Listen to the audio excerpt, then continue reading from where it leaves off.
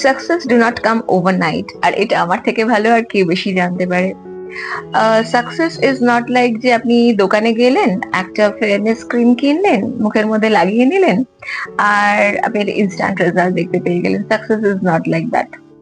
ঠিক আছে, তো সাকসেসফুল হওয়ার জন্য একটা, যাদেরকে আপনার এখন এই মুহূর্তে দাঁড়িয়ে মনে হচ্ছে দে আর ভেরি সাকসেসফুল, তাদের না একটা হিউজ হিউজ স্ট্রাগল স্টোরি থাকে।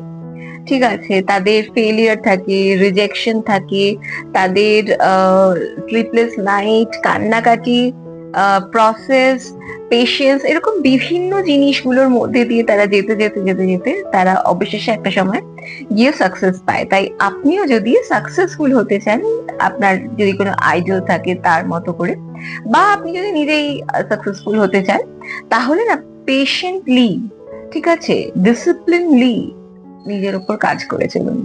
ঠিক আছে, আপনি যদি নিজের উপর পেশেন্টলি ডিসিপ্লিনলি কাজ করেন, হয়তো আপনি এই মুহূর্তে সাকসেসটা দেখতে পাচ্ছেন না, বাট শিওরলি আপনি সাকসেস দেখতে পাবেন।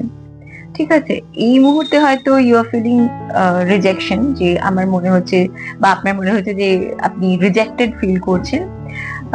না, এরকম নয়।